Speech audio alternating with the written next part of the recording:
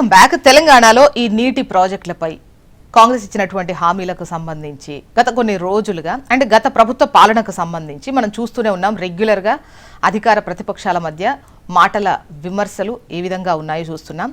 నిన్న సీఎం రేవంత్ రెడ్డి మాట్లాడుతూ మీ కడుపులో ఉన్న విషాన్నంతా కక్కకండి, మాపై ప్రజలపై కావాలంటే చివరి 6 నెలలు రాజకీయానికి ఓకే, లేదంటే ఇప్పుడు ఈ 30 నెలల పాలనకు సంబంధించి ప్రగతికి సంబంధించి చర్చకు సిద్ధం అని చెప్పేసి సవాల్ విసిరినటువంటి క్రమంలో డిస్కస్ చేద్దాం. గెస్టులు కూడా సిద్ధంగా ఉన్నారు. బీఆర్ఎస్ సీనియర్ నాయకులు డాక్టర్ రాకేష్ చిరుమిళ్ళ గారు, నమస్తే అండి. రాకేష్ గారు, welcome to the debate. BJP senior నాయకులు విఠల్ గారు, నమస్తే అండి. విఠల్ గారు, welcome to the debate. Good morning అండి. ఇందిరా శోభన్ గారు, వీరు కాంగ్రెస్ సీనియర్ నాయకురాలు, నమస్తే అండి. ఇందిరా శోభన్ గారు, welcome to the debate. Rakesh గారు, మీ దగ్గర నుంచే మొదలు పెడతా. అంటే అధికారం లేదు, ప్రతిపక్ష పాత్ర పోషించడం ఓకే, కానీ ప్రతిదాన్ని తప్పుపడుతూ ఒక విధంగా చెప్పాలంటే విషం చిమ్మే ప్రయత్నం చేస్తున్నారు. ప్రతి విషయంలో కూడా అసలు అధికార పక్షాన్ని మీరు నెగలినియట్లేదు, ఒక మాట చెప్పాలంటే. Madam good morning madam. Jyotsna గారు, మీకు అదే విధంగా విఠలన్నకు, ఇంద్రక్కకు, హెచ్ఎంటీ ప్రేక్షకులు గుడ్ మార్నింగ్. మేడం, నేను ఇప్పుడు అంటే మీరు ఇప్పుడు న్యూస్ అనాలిసిస్ లో చదివేటప్పుడు ఈనాడు పేపర్ లో ఒక వార్త వచ్చింది మేడం. వేలాడుతున్న కరువు ఖడ్గం, ఇది ఈనాడు పేపర్ లో వేలాడుతున్న కరువు ఖడ్గం మేడం, ఇది ప్రధాన వార్త. ఇది ఈనాడులో నేను ఏమంటున్నానంటే, నేను అంటే విఠలన్నకు తెలుసు, ఎందుకంటే నేను ఉద్యోగ సంఘాల్లో పనిచేసేటప్పుడు విఠలన్న ఆధ్వర్యంలో కూడా పనిచేయడం జరిగింది. కాబట్టి నేను ఇరిగేషన్ డిపార్ట్మెంట్ లో గెస్టెడ్ ఆఫీసర్ గా వర్క్ చేశాను. నేను civil engineer, I'm doctorate in civil engineering. అయితే ఇక్కడ నేను ఏం చెప్తున్నా అంటే, కన్నెపల్లి అంటే అక్కడ గోదావరిలో ప్రాణహిత నుంచి వెళ్ళి మనకు డైలీ 10 TMC ఆఫ్ వాటర్ కిందికి ఫ్లో అవుతుంది మేడం, నెంబర్ 1. నెంబర్ 2, అక్కడ గేట్లు వేయకుండా, గేట్లతో సంబంధం లేకుండా మనం కన్నెపల్లి పంప్ హౌస్ ను ఆపరేట్ చేయొచ్చు మేడం, నెంబర్ 2. నెంబర్ 3 వచ్చేసి కింద మనకు ఒకవేళ కరెక్ట్ అయిన నువ్వు దేవాదుల ఇక్కడ ఆపలేకపోతున్నావు అంటే మేడిగడ్డ దగ్గర నువ్వు లిఫ్ట్ చేయొద్దు, కేసీఆర్ కి మంచి పేరు వస్తుంది అనుకుంటే దేవాదుల పంప్ హౌస్ కిందనే ఉన్నది మేడం. అక్కడ ఒక 10 పంపులు ఉన్నాయి మేడం. మొన్న హరీష్ రావు గారు ప్రెస్ మీట్ పెట్టిన తర్వాత సబ్జెక్ట్ ఎక్స్ప్లెయిన్ చేసిన తర్వాత 3 పంపులే ఆన్ చేశారు మేడం. ఎందుకంటే ఒకవేళ ఆ పంపులు, ఎందుకంటే మీరు వరంగల్ జిల్లాలో ఎస్పెషల్ గా జ్యోత్స్న గారు మీకు తెలుసు, అక్కడ ఏమైతుంది అంటే భీమా గన్పూర్ కాడ మనకు నీళ్లు పడ్డ తర్వాత ఆడికే నుంచి పులకుర్తి, చలివాగు, రామప్పకు నీళ్లు పోతాయి మేడం. రామప్పలో ఇప్పుడు చెరువులకు కూడా నీళ్లు లేవు, దాని కెపాసిటీ 3 TMC, బట్ 1 TMC ఉన్నాయి. అండ్ ఎక్స్టెండ్ చేసి అక్కడి నుంచి ధర్మసాగర్కు వస్తాయి. ఈ పంపులన్నీ ఆన్ చేస్తే ఇప్పుడున్నటువంటి డ్రాట్ సిచ్యువేషన్ లో మనం వాటర్ను వాడుకోవచ్చు. ఇప్పుడు మనం సరే రాజకీయాలు తర్వాత చేద్దాం, రాజకీయాలు పక్కన పెడదాం. ఎవరు నీకు ఏం కక్ష ఉన్నది, ఏం కోపం ఉన్నది, తర్వాత నీ ఇష్టం వచ్చిన డయాస్ల మీద తిరుగుతూనే ఉంటావు అని నీ పొలిటికల్ గా నీ మైలేజ్ గురించి, నీ సస్టైనబిలిటీ గురించి చేస్తుంటావు. కానీ ప్రజల్ని ఎందుకు వేధిస్తున్నారు, ప్రజల్ని ఎందుకు బాధిస్తున్నారు? ఇప్పుడు దారుణమైన సమస్య ఏం ఉత్పన్నం కాబోతుందంటే, మన తెలంగాణ మొత్తానికి ఒకటే NTPC ఉంది madam, national thermal power station ఒకటే ఉన్నది. మా పెద్దపల్లి పక్క పంట ఉంటుంది, మా ఊరు పక్కనే ఉంటుంది, ఒక 10-20 కిలోమీటర్ల దూరంలో ఉంటుంది. దానికి ఒకవేళ పవర్ జనరేట్ చేయాలన్నా కానీ ఎల్లంపల్లి ప్రాజెక్ట్ లో నీళ్లు ఉండాలి మేడం. ఎల్లంపల్లి ప్రాజెక్ట్ లో దాని డెడ్ స్టోరేజ్ 4 TMCలు అయితే ఈరోజు 6 TMC మాత్రమే ఉన్నాయి. అవి డ్రింకింగ్ వాటర్ కు వాడుతాం. ఇప్పుడు డ్రింకింగ్ వాటర్ వాడితే రేపు పొద్దుగల పవర్ జనరేషన్ కూడా ఆగిపోతుంది మేడం. థర్మల్ పవర్ జనరేట్ చేయడానికి కూడా మనకు వాటర్ కావాలి. వాటర్ సోర్స్ కనిపిస్తుంది ఆల్రెడీ మీకు. ఏంది జనరల్ గా డ్యామ్లు ఏవి కానీ మెయింటెనెన్స్ చేయాలంటే ప్రతి డ్యామ్. ఇంకోటి ఏంటంటే కాంగ్రెస్ పార్టీ వాళ్ళ నాయకులు మాట్లాడుతున్నది అంటే డ్యామ్ కు బ్యారేజ్ కి తేడా తెలియకుండా మాట్లాడుతున్నారు మేడం. డ్యామ్ అంటే శ్రీరామ్ సాగర్ డ్యామ్ కావచ్చు, శ్రీశైలం డ్యామ్ కావచ్చు, నాగార్జున సాగర్ డ్యామ్ కావచ్చు, నదికి అడ్డంగా గోడ కట్టి గోడ మీద గేట్లు పెడతాం. అంటే ఒక బ్యారేజ్ కట్టి డ్యామ్ కట్టి డ్యామ్ మీద గేట్లు పెడతాం. బ్యారేజ్ అంటే నదీ గర్భానికి సమానంగా నది ఫ్లోను డిస్టర్బ్ చేయకుండా ఫ్లడ్ వచ్చినప్పుడు ఓన్లీ గేట్లు అయితే నది గర్భానికి ఈక్వల్ గా గేట్లు పెడతారు. అక్కడ మీకు స్ట్రక్చర్ ఉండదు, అంటే మీన్స్ అక్కడ ఏ మాత్రం గోడలు ఉండే అడ్డం ఉండదు, స్టోరేజ్ డెడ్ స్టోరేజ్ ఉండదు, ఓన్లీ గేట్ల దగ్గర స్టోరేజ్ చేసిందే ఉంటది. మేము శ్రీరామ్ నాగార్జున సాగర్ డ్యామ్ అది ఇది బ్యారేజ్ మంత్రులు కూడా తెలియకుండా మాట్లాడుతుర్రు. కాబట్టి ఈ బ్యారేజ్ అనేది ఈ రాష్ట్రంలో కాదు ఈ దేశం మొత్తంలో చాలా అంటే దాదాపుగా 19 TMC ఆఫ్ వాటర్ స్టోర్ చేసే కానీ అడ్డు పెట్టడానికే ఇబ్బంది. ఒకవేళ అలా ఉంటే నిల్వ చేయడానికి ఎటువంటి ఇది లేదు. NDSA రిపోర్ట్ చూస్తూనే ఉన్నారు కదా, చాలా ప్రమాదం ఉంది అని చెప్పేసి చెప్తున్నారు. మీరేమో పోనీ ఆ లెవెల్ కి రాకపోయినా ఉన్నది ఉన్నట్టయినా ఎత్తిపోసుకోవచ్చు అని మీరు చెప్తున్నారు. అంటే దీనిపైన చర్చకు సిద్ధం అని అంటున్నారు, అసెంబ్లీకి రమ్మంటున్నారు. మేడం నేను ఏమంటున్నా అంటే నువ్వు ఇక్కడ ఆపుతలేవు, సరే నీ ఇష్టం వచ్చింది చెప్పుకుంటాను, కేసీఆర్ కి మంచి పేరు. మరి దేవాదుల దగ్గర ఏమైంది? వరంగల్ జిల్లాలో ఎత్తిపోయచ్చు కదా నీళ్లు, 10 పంపులు ఎందుకు ఆన్ చేయలే? అండ్ నెక్స్ట్ వచ్చేసి ఇంకొక మాట అడుగుతున్నా, NDSC చెప్పింది, NDSC దాంట్లో ఇంకో మాట కూడా చెప్పింది, మరి అవన్నీ రిపేర్ చేసుకొని వాడుకోవాలని చెప్పేసి కూడా చెప్పింది.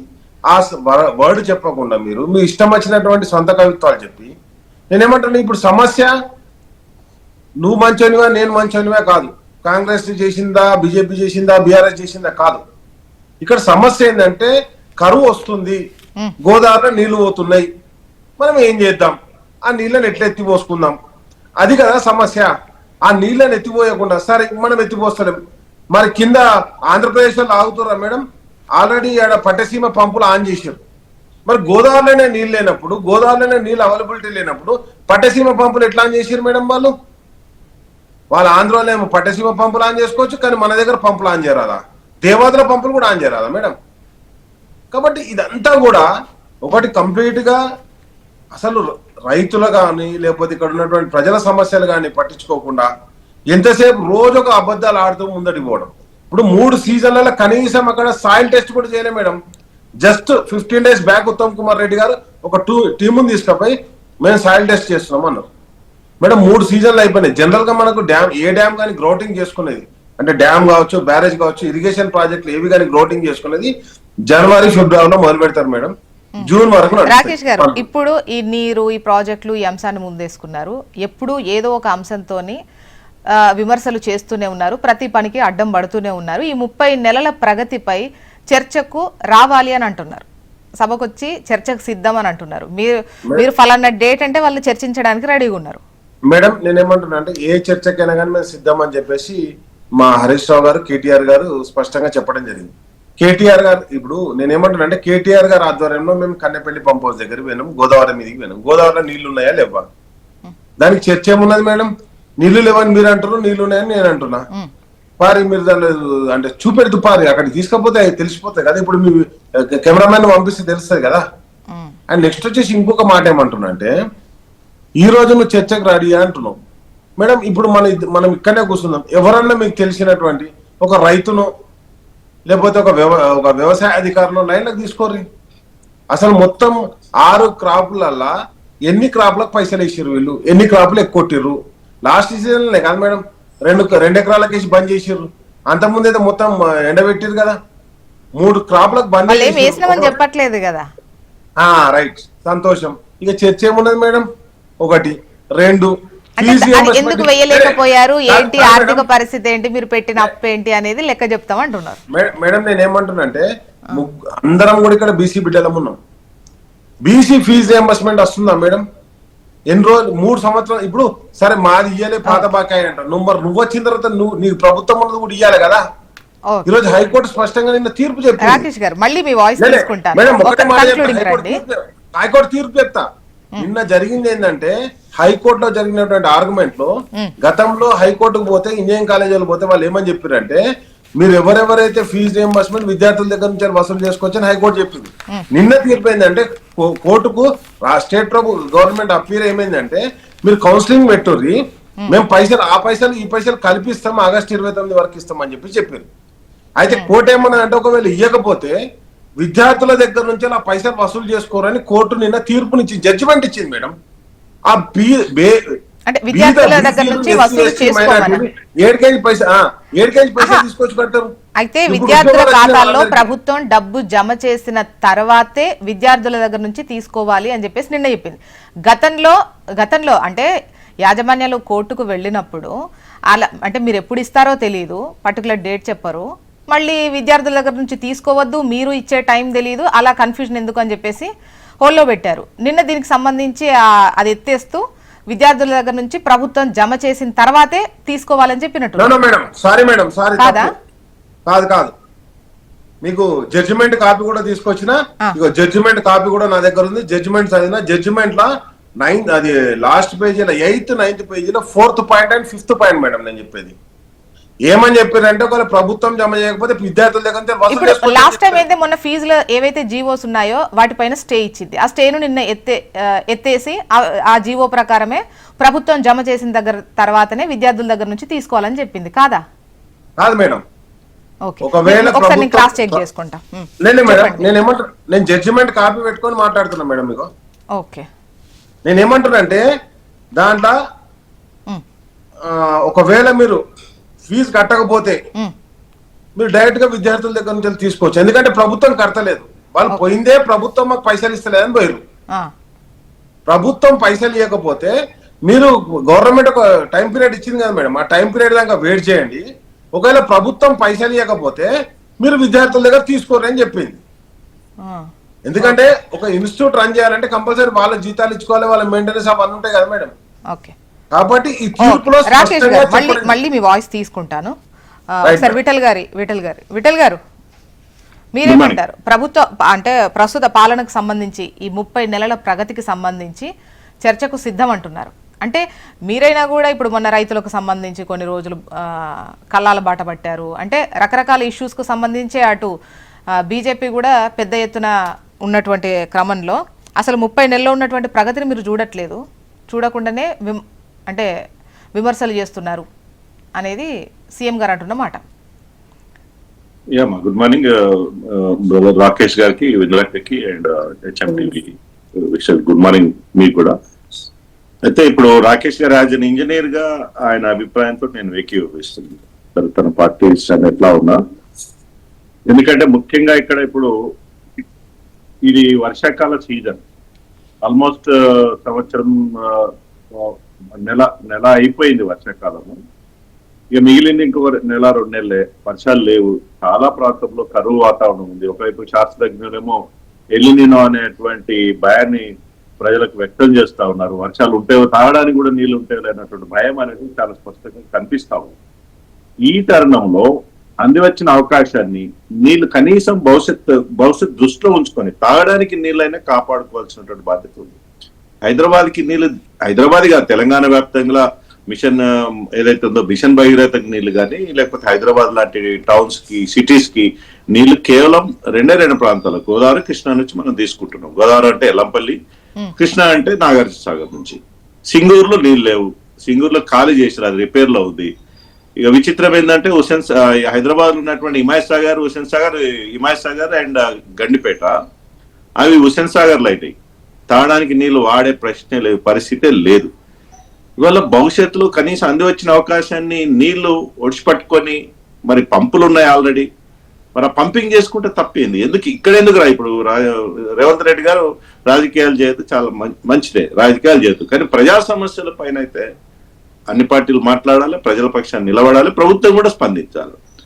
కన్నెపల్లి పంపుల్ని ఎందుకు స్టార్ట్ చేయలేదు, ఎందుకు ఎత్తిపోతలు చేయట్లేదు? సరే, మేడిగడ్డ బరాజ్ ఓకే పోనీ, టెక్నికల్ ఇంజనీర్ గా ఇప్పుడు రాకేష్ లాంటి ఇంజనీర్ చాలా మంది చెప్తున్నారు ఏంటంటే కన్నెపల్లి పంపుల్ని ఆపరేట్ చేయొచ్చు. 50,000 క్యూసెక్ల నీళ్ళు ఒకవేళ ఫ్లో ఉంటే సిడబ్ల్యూసి ప్రకారం 50,000 క్యూసెక్ల నీరు నదిలో ఆ గోదావరిలో ఫ్లో ఉంటే కన్నెపల్లి పంపుకు నీళ్ళు వస్తాయి. ఆ నీళ్ళు పంపింగ్ చేసుకోవచ్చు. కన్నెపల్లి నుంచి సుందీల, అన్నారం అండ్ మేడిగడ్డ నుంచి మళ్ళీ మిడ్మానేరు నుంచి కొండపోచమ్మ, ఇవన్నీ మలన్న సాగర్ దాకా తీసుకునే అవకాశం ఉంది. వాటిలో కనీసం రోజుకి 2 TMCలు తీసుకోవచ్చు. ఎందుకు స్టార్ట్ చేయలేదు? కారణం ఏంటి? ఇప్పటి వరకు ప్రభుత్వం దానిపైన స్పందించలేదు.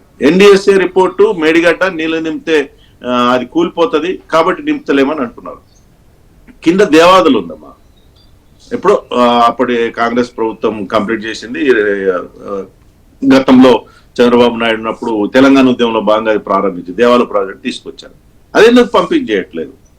వాళ్ళు ఉత్తర తెలంగాణకు సస్యశ్యామల 2 ప్రాజెక్టులకి వాటర్ తీసుకోకపోవడం అనేది చాలా అన్యాయం, చాలా దారుణమైన పరిస్థితులు. తాగడానికి కూడా నీళ్లు లేని వాతావరణం భవిష్యత్తులో తెలంగాణ ఇటు వరంగల్ కానీ major cities, not only Warangal, అసలు మిషన్ భగీరథ నీళ్ళే ఉండేమ్మా.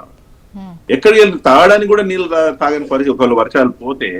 ఈ వాతావరణంలో ప్రభుత్వము ప్రతిపక్షాలు మాట్లాడితే డెఫినెట్ గా అటు బీఆర్ఎస్ అయినా మాట్లాడవచ్చు, బీజేపీ అయినా మాట్లాడవచ్చు. ప్రభుత్వం ఎందుకు స్పందించట్లేదు? సానుకూలంగా స్పందించి ఆ నీళ్ళని ఎందుకు ఎత్తుకోసుకోవడం లేదు? వాటర్ ఎందుకు తీసుకోవడం లేదు? అటు ఆంధ్ర ప్రభుత్వంలో వాళ్ళు ఆల్రెడీ పంపింగ్ చేస్తా ఉన్నారు. అక్కడ ఉన్నటువంటి పంపులు తీసుకొని సాగర్కి నీళ్లు మళ్ళిస్తా ఉన్నారు, అటు సముద్రంలో కలవకుండా పట్టిసీమ దగ్గర. మరి వాళ్ళు తీసుకున్నటువంటి నీళ్ళని మరి మనం ఎందుకు తీసుకోవట్లేదు? కిందికి ఫ్లో పోతా ఉంది, అటు భవిష్యత్తులో వాళ్ళు కూడా తీసుకుని సముద్రంలో కలిసే వాతావరణం ఉంటుంది. సో ఇది ప్రభుత్వం ఇప్పటివరకు స్పందించలేదు. మరి దాన్ని ఏం చేస్తుందో చెప్పాలి. ఈ రకంగా ప్రజా సమస్యల పైన మరి ప్రభుత్వం కూడా రాజకీయాలు చేయకూడదు. రాజకీయాలు ఒక నిన్న మాట అన్నారు 6 నెలలు, ఇప్పుడు 6 నెలల రాజకీయాలు చూసుకుందాం, సంతోషం. కానీ ప్రజా సమస్యల పైన మాట్లాడాలి కదా, స్పందించాలి కదా, ఏం జరుగుతుందో చూడాలి కదా. వర్షకాలంలో కూడా ఈ నిర్ణయాలు తీసుకోకపోతే భవిష్యత్తు ఏంది పరిస్థితులు? రేపు ఎండలు రాబోయే రోజులు ఎండలు తీవ్రమైతే హైదరాబాద్ లో ఇప్పటికీ ట్యాంకర్స్ అమ్మా, గ్రౌండ్ వాటర్ లేవు హైదరాబాద్ లో. చాలా మంది బోర్లు ఎండిపోయినాయి, ట్యాంకర్స్ కొనుక్కుంటున్నారు ప్రజలు. సో రేపు ఆ ట్యాంకర్ కొనుక్కున్నామన్న నీళ్ళు లేకపోతే ఎట్లా?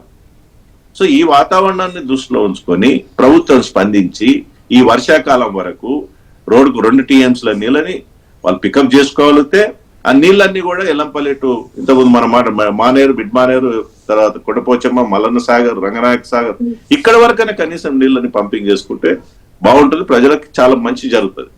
ఓకే, నీళ్ళ అంశమే కాదు ప్రతి అంశంలో కూడా అంటే చేసినవి పెద్ద పట్టించుకోవట్లేదు, కానీ చెయ్యని వాటికి సంబంధించి డెఫినెట్గా చెయ్యని వాటికి సంబంధించి ఇచ్చిన హామీల వాటిపైన అడుగుతారు.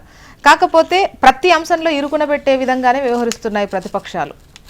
అంటే ఇరుకుని ఏముంటుందమ్మా, ఇప్పుడు ప్రభుత్వం మరి స్పందించి ఇరుకున్న పెట్టినట్టే కాదు కదా. ప్రజా సమస్యల పైన ప్రతిపక్షాలు మాట్లాడతాయి, ప్రభుత్వం దానికి వివరణ ఇచ్చుకోవాలి. ఇప్పుడు రైతు బంధు వేయలేదు, 2, 3 ఎగ్గొట్టిరు, అది వాస్తవం కదా.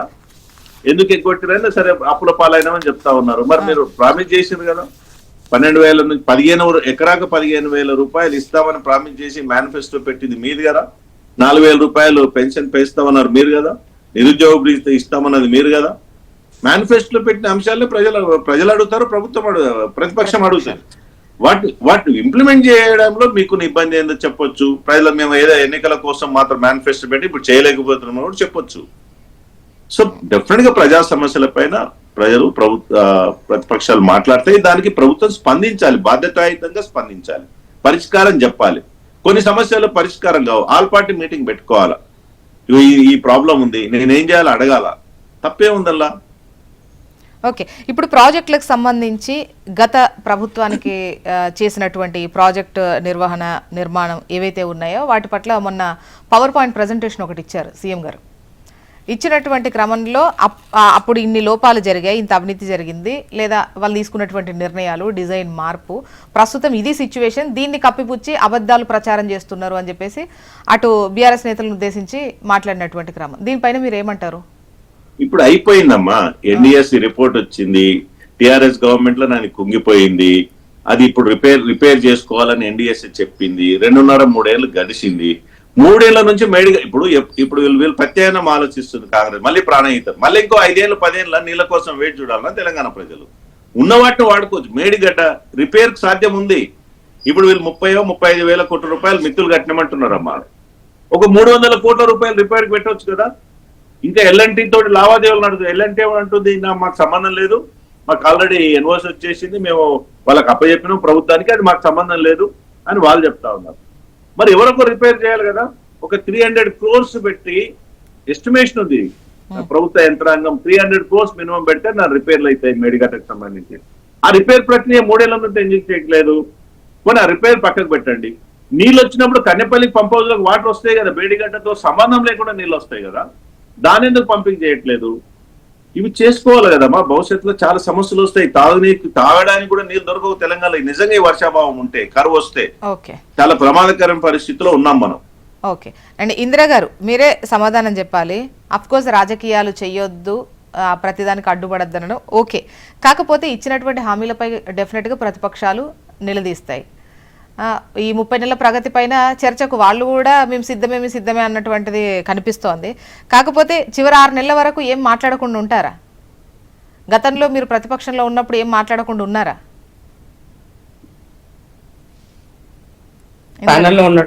స్థానంలో ఉన్నటువంటి మా ఇద్దరి సోదరులకు, మీకు అలాగే హెచ్ఎంపీ ప్రేక్షకులకు గుడ్ మార్నింగ్ అండి. సో ముఖ్యమంత్రి గారు చెప్పిన దాంట్లో అర్థం ఏంటి అని అంటే, 6 నెలలు అంటే రాజకీయ పూర్వంలో మీరు ఆరోపణలు చేయాల్సి వస్తే ఆ టైంలో చేయండి. ప్రజాక్షేత్రంలో ఎన్నికల సందర్భంలో నాచురల్ గా ఎవరైనా రాజకీయాలు మాట్లాడతారనేది తను చెప్పారు. సో అభివృద్ధి జరుగుతున్నటువంటి సందర్భంలో ఆటంకాలుగా మీరు నిలబడకండి. ప్రతి విషయానికి అడ్డంకిగా పుల్లలు వేసి ఇది అలా ఇలా అని పొద్దున్న లేసి ఇది తప్ప ఇంకో పని లేదు మీకు. మీరు అధికారం కోల్పోయినటువంటి ఒక ఆ యొక్క నిస్సహాయతోటి అధికార దాహంతో పదే మాట్లాడుతున్నారు తప్ప మీరు చేసినటువంటి తప్పులకు ఈ రోజు వరకు ప్రజలకు క్షమాపణ చెప్పింది లేదు. మీ యొక్క నిర్వాహకం వల్లనే కదా ఇవాళ ఇది కాళేశ్వరంకి సంబంధించినటువంటి 1,47,00,000 కోట్ల రూపాయలకి సంబంధించి 1,47,000 కోట్ల రూపాయల ప్రాజెక్టుకి రూపకల్పన చేసిన మీరు అవి దాంట్లో 90,000 కోట్లు ఖర్చు పెట్టున్నారు. అవి గాలికి ఆవిరైపోయినాయి.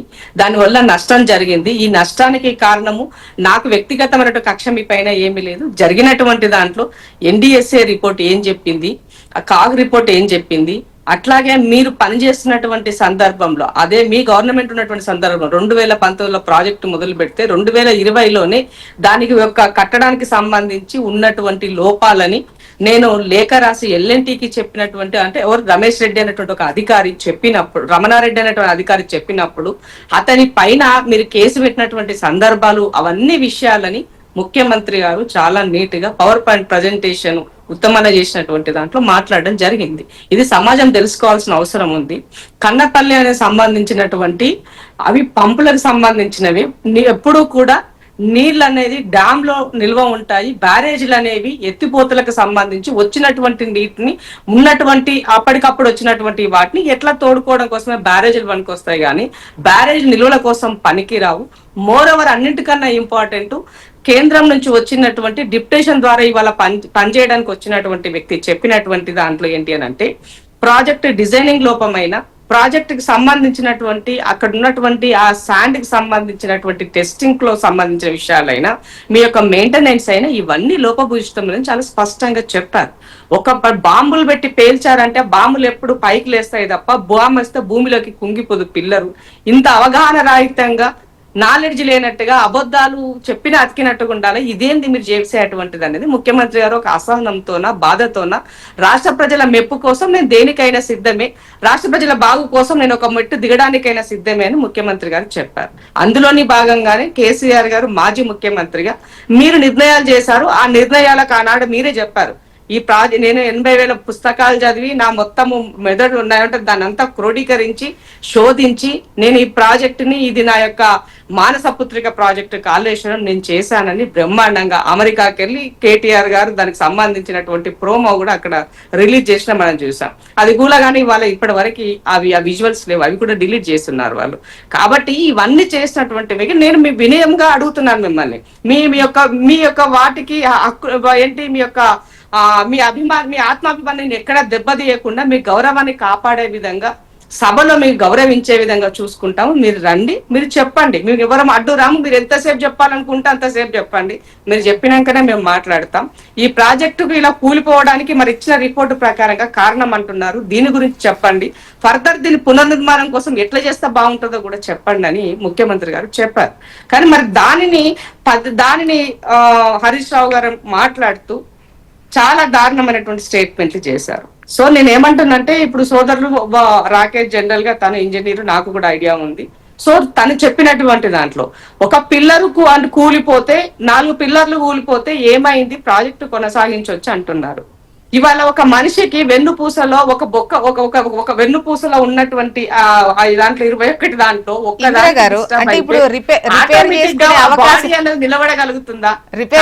అవకాశమే లేదా? లేదు అనట్లే. ఇప్పుడు మీరు 30 నెలల ప్రగతి పైన చర్చకు అంటున్నారు. అట్ ద సేమ్ టైం వచ్చి 30 నెలలు అవుతుంది కదా.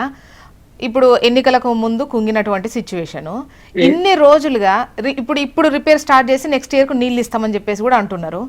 నెక్స్ట్ ఇయర్ జూలై 2027 ఒక నెల అటు ఇటు వేసుకున్న ఆగస్టు వరకు అనుకున్నా కూడా మరి ఎందుకు అంటే ఇక్కడ తప్పు వాళ్ళది ఉన్నది, వాళ్ళని బయట పడేద్దాం ముందు, ఆ తర్వాత దీనిపైన పనిచేద్దామనా, లేకపోతే ఎందుకు ఎత్తిపోయడానికి? అయితే ఈవెన్ ఎన్డీఎస్ఏ రిపోర్ట్ లో కూడా పూర్తి స్థాయిలో నింపకండి అని చెప్పడం ఉంది. ప్రమాద గంటికలు అనేవి పూర్తి స్థాయి అనేటువంటి.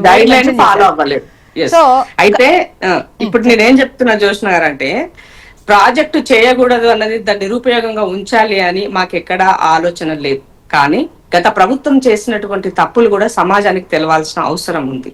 ఇది ఒకరి ఇంటి వ్యవహారం కాదు, ఇది ప్రజలకు సంబంధించినటువంటి కష్టార్జితంతో పన్నుల ద్వారా జరిగినటువంటి అంశాన్ని అప్పులు తెచ్చి కుప్పలుగా పెట్టి ఇవాళ ప్రజలపైన భారం మోపుతున్నటువంటి నేపథ్యంలో ఇది ప్రజల తరపున మాట్లాడాల్సినటువంటి పరిస్థితి ఉంది. కాబట్టి ఆ విషయాలు తెలియజేస్తారు. పైగా మేమేం తప్పు చేయలేదు, మేము చాలా బ్రహ్మాండంగా పనిచేసినామని దబాయిస్తున్నారు. ఇది సరి అయినది కాదని చెప్తున్నాము. కాబట్టి ఇందిరా గారు, మీరు ఎలా అయితే రాజకీయాలు వద్దు ముందు పని చేసుకొనివ్వండి, విషయం చిమ్మకండి అని ఎట్లయితే అంటున్నారో, ఇప్పుడు వాళ్ళను బయట వేయాలి, వాళ్ళ తప్పును చూపించాలి అన్న దాంతో రిపేర్ రిపేర్ పక్కన పెట్టి ముందైతే తప్పు బయట పడేద్దాం అనుకుంటున్నారా? ఒక మాట నాకు ఆ ఇంటెన్షన్ లేదు. 2.5 సంవత్సరాల కాలంలో 1 సంవత్సర కాలం పూర్తి అన్ని సర్దిద్దుకొని చక్కబెట్టుకోనికనే సరిపోయింది. ఆర్థికంగా నష్టంలో ఇంత జరుగుతున్నటువంటి నేపథ్యంలో డబ్బులు కూడా సమకూర్చుకోవాలి కదా. రిపేర్లు చేయాలంటే ఊరికి ఏం అయ్యే పని కాదు కదా, ₹1 ₹2 అయ్యేది కాదు కదా. ఇదే ఎల్ఎన్టీ వాడికి ఎందుకు తను చేయలేకపోయినాడు రిపేర్లు, ఎందుకు ఎత్తేసినాడు చేతులు అని అంటే, కమిషన్ల రూపైనా బోర్లంతా ఇచ్చుకున్నాము, మళ్ళీ వాళ్ళ అదో భారంగా మేము ఎక్కడి నుంచి చేయాలి కదా, వాళ్ళ చేతులు ఎత్తేసింది. కాబట్టి వాళ్ళ ప్రభుత్వం దానిని పూర్తిగా చేయాల్సిన అవసరం ఉన్నది, కేంద్రం నుంచి సహకారం కావాల్సిన అవసరం ఉన్నది. కాబట్టి వీటన్నింటి నేపథ్యంలో ప్రభుత్వ వ్యవహారంలో ముఖ్యమంత్రి గారు పలు సందర్భాల్లో కేంద్రాన్ని కలిసి జరిగినటువంటి అంశాల పట్ల ఇవాళ దాన్ని తీసుకొచ్చి పునర్నిర్మాణం వైపుకి వాళ్ళు అడుగులు పడుతున్నాయి. చేసినటువంటి నటులు నేను ఏం చేయబోతున్నానని ముఖ్యమంత్రి గారు చెప్పారు. సో దానికోసమే కదా ఇప్పుడు కేంద్రం నుంచి జమ్మూ అండ్ కాశ్మీర్ లో పనిచేసినటువంటి వ్యక్తిని డిప్యుటేషన్ లో తీసుకొచ్చి టెక్నికల్ గా ఎట్లా చేస్తే బాగుంటుందని తన యొక్క సర్వీస్ ని ఇక్కడ వినియోగించుకోబోతున్నారు. కాబట్టి మీరు ఈ సందర్భాన్ని ఇవాళ ఇరిగేషన్ మంత్రిని పట్టుకొని మాజీ ఇరిగేషన్ మంత్రి గారు ఆయన ఆత్మహత్య చేసుకోవాలని మాట్లాడుతున్నారు. ఉత్తమన్ని ఎందుకు ఆత్మహత్య చేసుకోవాలా? తప్పు నువ్వు చేస్తే ఈయన ఎందుకు ఆత్మహత్య? సరిదిద్దుతున్నందుక ఇవాళ ఎస్ఎల్బిసి మీరు వదిలేసిన దాన్ని పూర్తి చేసుకున్నందుక మేము ఇలాంటి మీరు ఈ మాటలు చెప్తున్నటువంటిది. కాబట్టి ఇవాళ పేపర్లో చూసుంటారు, తుమ్మిడిహట్టికి సంబంధించి ఆనాడు గుర్రాలకి పోయి 152 మీటర్ల ఎత్తుకు మేము పర్మిషన్ తీసుకొచ్చినామని సెలబ్రేషన్లు చేసుకున్నారు.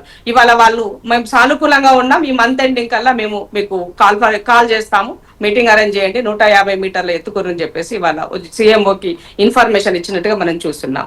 కాబట్టి ముఖ్యమంత్రి గారు గతంలో జరిగినటువంటి తప్పులన్నింటినీ ఒక్కొక్కటిగా తను వాటిని సరి చేసుకుంటూ, ఆర్థికంగా అయిండొచ్చు, పనుల వ్యవహారం అయిండొచ్చు, ప్రజల సంక్షేమం అయిండొచ్చు, ఉద్యోగుల అంశం అయిండొచ్చు, రైతుల అంశం అయిండొచ్చు, నిరుద్యోగుల అంశం అయిండొచ్చు, మహిళల విషయం అయిండొచ్చు, కార్మికుల అంశం అయిండొచ్చు, కర్షకుల అంశం అయిండొచ్చు. ఇప్పుడు ప్రతి అంశం మాట్లాడేటప్పుడు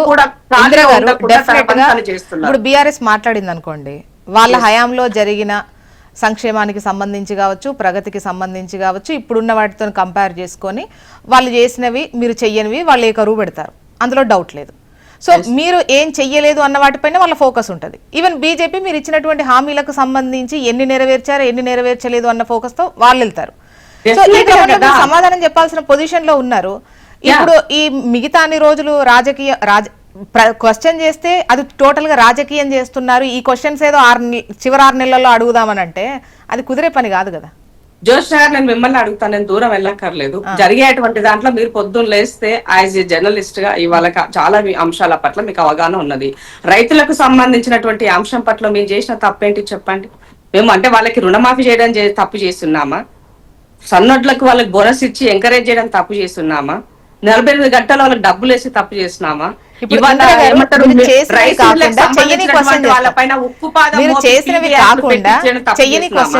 రుణమాఫీ చేశారు, ఒప్పుకుంటున్నాం. అయితే 21,000 కోట్ల దగ్గర మీరు చెల్లించింది ఎంత అనేది నేను క్వశ్చన్ చేస్తా. అంటే 12,000 కోట్ల 17,000 కోట్ల ఎంత మందికి అయింది అనేటువంటి లెక్క ఎక్స్పెక్ట్ చేస్తా. అంటే ఇప్పుడు మీరు అధికార పక్షం, టోటల్ గా మీరే చేయాలి, మా ప్రశ్నలన్నీ మీ వైపే ఉంటాయి. సో మీరు రైతుల గురించి అడిగారు కాబట్టి మీరు రుణమాఫీ చేశారని ఒప్పుకుంటున్నా నేను. కానీ ఎంతమందికి చేశారు, ఉన్నటువంటి ఎంతమంది ఉన్నారు, 21,000 కోట్ల లెక్కలో మీరు ఇచ్చింది ఎంత అనేది నేను క్వశ్చన్ రైజ్ చేస్తా. నాకు కావాలి ఆన్సర్. ఒకటి Yes, ఇప్పుడు రైతు భరోసా, రైతు బంద్ వదిలేద్దాం. రైతు బంధు వాళ్ళు వెళ్ళేటప్పుడు ఒకటి పెట్టిపోయారు, అది మీరు ఇవ్వాల్సి ఉండే, ఆ తర్వాత ఒకటి ఇవ్వలేదు, అలా ఒక 2, 3 పెండింగ్ పడ్డాయి. అవి ఎందుకు ఇవ్వలేదు అని నేను క్వశ్చన్ చేస్తా. అంటే ఇచ్చింది జరిగే పని, జరగాల్సిందే, అది జరుగుతూ ఉంటది. ఇవ్వని దాని గురించి నేను క్వశ్చన్ చేస్తా. బోనస్ ఎప్పుడు అనౌన్స్ చేశారు, ఎన్ని బోనస్లు ఇచ్చారు అనేది అడుగుతా. ఒక్క మాట జోష్న గారు, ఒక్క మాట. ఇప్పుడు రైతు రుణమాఫీకి సంబంధించి ఏకకాలంలో రుణమాఫీ చేస్తామని కేసీఆర్ చేతులు ఎత్తేసి ఎలక్షన్ల ముందు 2023 ఎలక్షన్ల ముందు కొంత ఆ టైంలో మనం ఏ కరువు పెట్టాం, రుణమాఫీ ఇన్ని విడతలా వడ్డీకే పోతున్నాయని. ఇందిరా గారు గతంలో మనం మాట్లాడాము, ఈవెన్ నేను కూడా పలు సందర్భాల్లో వాళ్ళని క్వశ్చన్ చేశా. అసలు ఇన్ని విడతలుగా చేస్తే చేసిందంత వడ్డీకే పోతోంది, మీరు ఏకకాలంలో మనం అది పెద్ద విమర్శలు చేశాం కదా.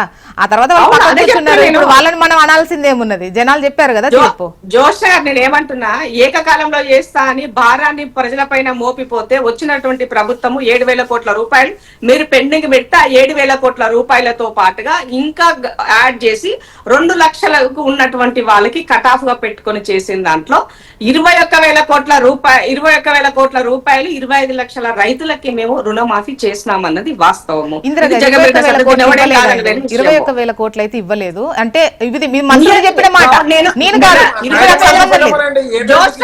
20,000 చిల్లర అయితే 17,000 చిల్లర ఇచ్చినటువంటిది, 20,000 చిల్లర, దాన్ని రౌండ్ ఫిగర్ 21 చెప్పినా మీకు నేను. కాదు 16 నుంచి 17,000 కోట్లు. బట్ ప్రతిపక్షాలు విమర్శిస్తుంది ఏంటంటే వాళ్ళు ఇంకో కొంచెం అవి తగ్గించి వాళ్ళు విమర్శ 12,000 కోట్ల దగ్గర. మీకు కావాలంటే నా దగ్గర ఆర్టీఐ కాపీ ఉన్నది, మీకు పంపిస్తాను, వాళ్ళు కూడా పంపించండి ఇచ్చినటువంటి లెక్కలు సెండ్ చేయండి. రైతు బంధుకు సంబంధించినటువంటి ఇందిరా గారు మళ్ళీ మీ వాయిస్, మళ్ళీ మీ సమాధానాలు తీసుకుంటా. ఒక్కొక్క 3 నిమిషాలు, అందరికి 3 నిమిషాల కన్నా ఎక్కువ రాదు. క్వశ్చన్స్ తో నేను వేధించను ఎవరిని. మొత్తం మీకే ఎక్కువ టైం ఇచ్చినాయి అట్లట్లు. చెప్పండి రాకేష్ గారు. మేడం ఇప్పుడు బీసీ ఫీజు అది జడ్జిమెంట్ కాపీలో మీకు అది ఇంపార్టెంట్ మ్యాటర్ ఒకటి చదివి వినిపిస్తాను. ఆగస్టు 15 లోపు ప్రభుత్వం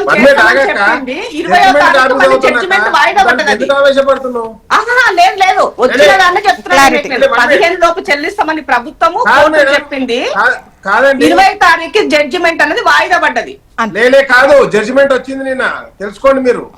నేనేమంటా అంటే it is made clear that in event of the respondent authority failed to deposit the fee amount with in the time stipulated herein above, the petitioner institution shall be at liability to collect the request fees amount directly from the student concerned. Last date 25/8/2026. నేను ఏమంటున్నానంటే ఇది judgement copy madam, నేనేం సొంత కవితం చెప్తలేను, నేను తీర్పులను కూడా తిప్పిసి అవుతలేను. Already మీరు deposit చేయలే కాబట్టి మీరు 28/5/2026 25/8/2026 అంటే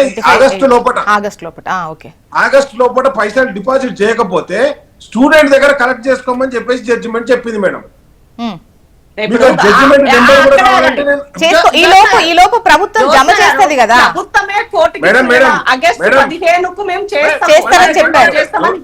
గారు నా వాయిస్ పోనివ్వండి.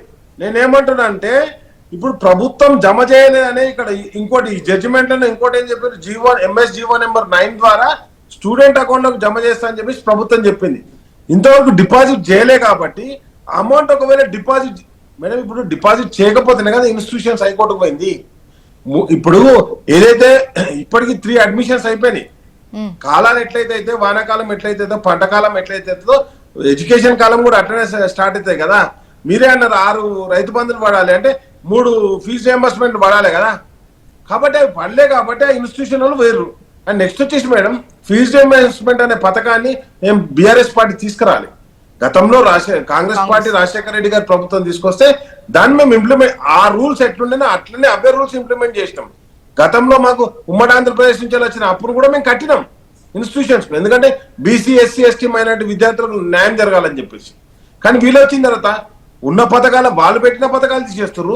మన ముఖ్యమంత్రి గారు మాట్లాడితే పథకంలా డైరెక్ట్ ఇన్స్టిట్యూట్ లాభం అయితే అంటే మరి పెట్టింది కాంగ్రెస్ పార్టీ కదా. కాబట్టి నేను ఏమంటున్నా అంటే ఇంకా ముఖ్యమంత్రి గారు టీడీపీ పార్టీలో ఉన్నట్టు ఆయన కాంగ్రెస్ పార్టీని తిడతా అంటే అది అనిష్టం మేడం. అండ్ నెక్స్ట్ వచ్చేసి నేను ఇంకోటి ఏమంటానంటే ఇప్పుడు ఫీజు రియంబర్స్మెంట్ కావచ్చు అండ్ వాళ్ళు ఇచ్చిన హామీ గురించి అడుగుతలేను. గతంలో అమ్మాయి పుడితే 13,000, అబ్బాయి పుడితే 12,000 ఇచ్చి కేసీఆర్ కిట్ అని ఇచ్చేది.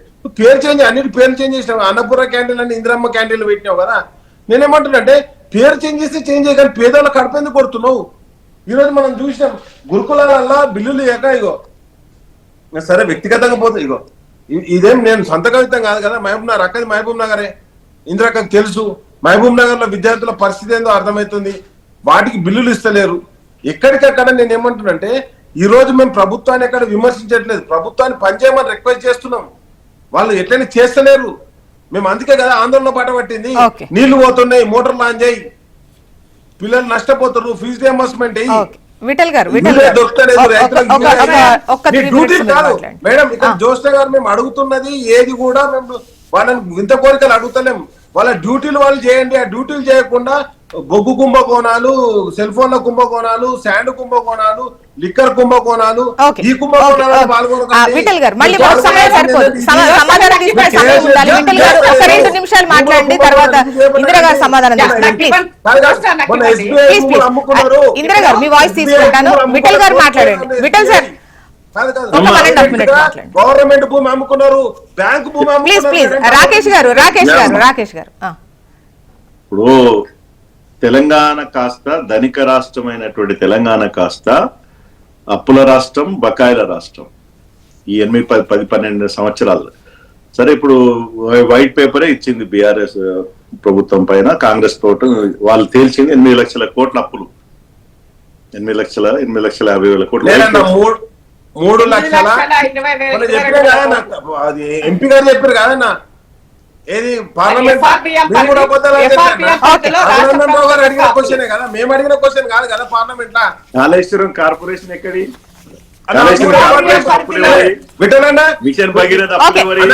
అవన్నీ FRBM పరిధిలోకి తీసుకురాబడినాయి. FRBM దాటి ఎక్కడ కూడా లేవు. ఈ రోజు రాష్ట్రం చేసే ప్రతి అప్పు కూడా జీడిపిలో. రాకేష్ భాయ్ ఇవాళ జీడిపి కూడా, నేను కామర్స్ స్టూడెంట్, కామర్స్ ఎంఫిల్, నువ్వు పిహెచ్డి కానీ జీడిపిలో ఇవాళ 35 నుంచి 40% అప్పులు ఉన్నాయి. 40 to కొన్ని సందర్భం 50%. ఇప్పుడు జీడిపి ఎంత తెలంగాణది? 16 లక్షల కోట్లు, 15 లక్షల కోట్లు, దాదాపు ఆల్మోస్ట్ ఇవాళ 10 లక్షల కోట్లు అప్పు ఉంది. దాదాపు 50% దాటుతుంది. మీ దగ్గర ఉంటే సెంట్రల్ గవర్నమెంట్ కదా, మీరు పేపర్ బయట పెట్టండి. నేను ఏమంటున్నానంటే మీరు రాకేష్ భాయ్ మీరు on budget, of budget. On budget అంటే బడ్జెట్ అసెంబ్లీ ఆమోదంతో తీసుకున్న అప్పులు మీరు మాట్లాడుతున్నారు. వాళ్ళు వైట్ పేపర్ దేని మీద ఇచ్చారు? అసెంబ్లీ ఆమోదం లేకుండా ఆఫ్ బడ్జెట్ అంటారు దాన్ని. అసెంబ్లీ ఆమోదం లేకున్నటువంటి మొత్తం బడ్జెట్ 8-9 లక్షల కోట్లు. నేనేం చెప్పలేదు, మీరు చేసిరు వాస్తవం. ఇప్పుడు ఈ ప్రభుత్వం ఏం చేస్తుంది? మళ్ళీ 2 లక్షలు అప్పు చేసిందా లేదా? ఈ 2 లక్షలు అంటే ఇవాళ దాదాపు 9 నుంచి 10 లక్షల కోట్ల రూపాయల అప్పుల తెలంగాణ ఉంది. సెంట్రల్ 2 లక్షల కోట్లు అప్పు చేసిందన్నా. కేంద్ర ప్రభుత్వం మనం మాట్లాడదాం, నేను కాదంటలేను. ఇప్పుడు కేంద్రది మాట్లాడే టైం లేదులేండి కానీ నేను ఒకటే మాట చెప్తున్నామా. ఇవాళ బకాయిలు రైతులకు బకాయి పడ్డారు, విద్యార్థులకు బకాయి పడ్డారు, రిటైర్ అయిన ఉద్యోగులకు బకాయిలు పడ్డారు, కాంట్రాక్టర్లు బకాయిలు పడ్డారు, గ్రామ పంచాయతీలకు బకాయిలు పడ్డారు. ఈ ఒక కాంట్రాక్టర్ కి తప్ప ఈ ప్రభుత్వం వచ్చిన మొదటి నెలలో 2 నెలలు అనుకుంటా, నాకు తెలిసి పేరు చెప్తే ఇందాక కోపం వస్తుంది. రాఘవ కన్స్ట్రక్షన్ ఇందిరా గారు సమాధానం తీసుకున్నాం. ప్లీజ్ ప్లీజ్ టైం అయిపోతే మళ్ళీ సమాధానం తీసుకునే ఛాన్స్. ఇందిరా గారు మాట్లాడండి, అస్సలు ఇంటరప్ట్ చెయ్యం. 2.5 నిమిషాలు మీరే మాట్లాడండి. ఒక్కటే మాట ఇప్పుడు టైం అయిపోయింది. విఠల్ సార్ టైం అయిపోయింది. ఇవాళ కాంగ్రెస్ ప్రభుత్వం తెలుసు. వన్ మినిట్ అక్క, హాస్పిటల్ కి బకాయిలు పడ్డారు. ఏది ఆరోగ్యశ్రీ కార్డు, ఎన్ని బకాయిలు చూసుకుంటే వాళ్ళు ఇవాళ మీ ప్రభుత్వం తెచ్చిన ఆరోగ్యశ్రీ, మీ ప్రభుత్వం తెచ్చినటువంటి ఫీజు రియంబర్స్మెంట్ ఎందుకు ఇవ్వట్లేదక్క? ఇవాళ ఎక్కడైనా ఆరోగ్యశ్రీ పనిచేస్తుంది. అయిపోయిందానే చెప్తా. ఇప్పుడు ఇంతసేపు మాట్లాడుతున్న రాకేష్ ఒకటే అడుగుతున్నా, నేను దూరం పోవాల్సిన అవసరం. నిన్న కవిత ప్రెస్ మీట్ పెట్టింది, చాలా వాస్తవాలు బయట మాట్లాడి మొన్నదాకా మీరు మాట్లాడింది. చెప్పండి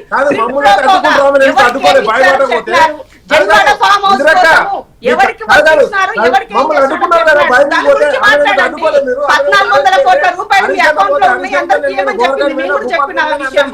దీనికన్నా మమ్మల్ని ఇంపార్టెంట్ గా అడ్డుకోలే. ఇవాళ ఒక అలా పేపర్ లో రాకేష్ గారు, రాకేష్ గారు. ఎక్కడి నుంచి వస్తాయి డబ్బులు? ఏం రాకేష్ గారు, రాకేష్ గారు, ఏం చేస్తావు? ఇందిరా గారు, నీకు డబ్బులు ఇందిరా గారు, అడుగుతున్నాము. ఇవి ఎందుకు ఆంధ్రప్రదేశ్కి జరగలేదు సంబంధించిన ఏంటి అనేది మీ దగ్గర నుంచి పని ఎక్స్పెక్ట్ చేస్తాం. కాంగ్రెస్ పెటెంట్ అయితే 100% చేస్తాం, చేసి మంచి చిత్తశుద్ధి మాకున్నది. ఇందిరా గారు. 4000 కోట్ల రూపాయలు ఫీజు రింబర్స్మెంట్ గత ప్రభుత్వం పెండింగ్ పెట్టిపోయింది. ఆరోగ్యశ్రీలో పెండింగ్ పెట్టిపోయింది. 40,000 కోట్ల రూపాయలు కాంట్రాక్ట్లకు ఇవ్వాల్సిన పెండింగ్ పెట్టిపోయింది. వాటి గురించి మాట్లాడు. అప్పు చేసి కుప్ప చేసి మా మీద దోసేసి నువ్వెందుకు ఇవ్వలేదు, నువ్వెందుకు చేయలేదు, నువ్వు అరే, చేయలేవా ముఖ్యమంత్రి అంటే చెప్పిన 3 తెలివి ఉండాలి లక్షల కొంచెమైనా. కోట్ల ఎవరికి మాట్లాడేటప్పుడు చెప్పిన విమర్శ 6 చేసేటప్పుడు లక్షల ఏమని కేంద్రం నుంచి రావాల్సిన నిధులు ఎందుకు ఇవాళ ఒక ప్రాజెక్టు చేయాలని మెట్రోకి సంబంధించిన ప్రాజెక్టు లోన్లు కూడా శాంక్షన్ అయిపోతే అన్ని ఫార్మాలిటీస్ అయిపోయినాక ఎందుకు ఆపింది కేంద్రం? దేనికి ఆపింది? ఎందుకు అడ్డుపుల్ల వేసింది? దానికి చెప్పండి మీరు సమాధానం. 13,600 కోట్ల రూపాయలు కేంద్రానికి సంబంధించి ఇందిరా గారు, ఇప్పుడు మీరు విమర్శించినంతగా సీఎం గారు ఏం అనలేదే, వెళ్ళి 50-50 ఒప్పుకొని వచ్చారుగా. అది తర్వాత అంతకన్నా ముందు ఏమైంది అంటే మీరు అంటే కేంద్రం సహకరించట్లేదు అంటున్నారు, 2 నెలల గడువు కేంద్ర కోరినారు. సహకారంతో 2 ముందుకు నెలల్లో పోవాలని ఆయన అంటున్నారు. చేస్తామని చెప్పినారు కేంద్రం నుంచి, కాబట్టి ఒప్పుకొని వచ్చినారు. 2 నెలల తర్వాత మళ్ళీ ఉంటుంది సినిమా అని చెప్తున్నాం మీకు. మీరు చేసిన అన్ని కూడా మళ్ళీ సమాజం ముందు పెడతాం బయట. అప్పటిదాకా ఓపిక పేషెన్స్ గా ఉంటున్నాం. ఎందుకంటే రాష్ట్రం కష్టాల్లో ఉంది, ప్రజల బాగు కోసము కేంద్రానికి సహకరించాలి, పాలన పరంగా బాగుండాలని ముఖ్యమంత్రి ఆలోచిస్తున్నారు. కాబట్టి ఈ మాత్రం ఉన్నది. లేకపోతే పొద్దున్న లేస్తే కయ్యమే ఉంటది కేంద్రంతో, నాకు గుర్తుపెట్టుకోండి. అది మీరు చేసేటువంటి ఒత్తాసు పలుకుతున్నారు. ఓకే, చూద్దామండి. ఇప్పుడు సీఎం గారు అయితే 30 నెలల ప్రగతి పాలనపై చర్చకు సిద్ధం అని అంటున్నారు. సో మరి మీరు సిద్ధంగా ఉంటే ఏదైతే అసెంబ్లీలోనే మాట్లాడదాం అంటున్నారు, ఒక లేఖ రాయండి. ఆ లేఖను బట్టి ఆ ప్రాజెక్టులకు సంబంధించి కావచ్చు, ప్రగతికి సంబంధించి ప్రతి అంశం మీద చర్చకు సిద్ధమే అంటున్నారు. ఈసారి మైకులు కట్ చేయమని చెప్తున్నారు. మరి చూద్దాం, మరి మీ దగ్గర నుంచి ఆ లేఖ వెళ్తుందా, అసెంబ్లీ సమావేశాలు ఉంటాయా, దీనిపైన మాట్లాడతారా? అసలు జనాలకు ఏంటో మరి ఎవరి మాట వింటే వాళ్ళదే కరెక్ట్ అనిపించేటట్టు మాట్లాడుకుంటున్నారు. జనాలకు ఒకటి క్లారిటీ ఇవ్వండి. రికార్డ్ వైజ్ ఉంటే ఇంకా బాగుంటుందని అనుకుంటున్నాం. And thank you so much అండి డిస్కషన్లో పాల్గొన్నందుకు. ఇందిరా గారు, రాకేష్ గారు, విఠల్ గారు. ఇది వాళ్ళ న్యూస్ అనాలిసిస్. చూస్తూనే ఉండండి హెచ్ఎం టీవీ. వార్త ఆగదు, నిజం తాగదు.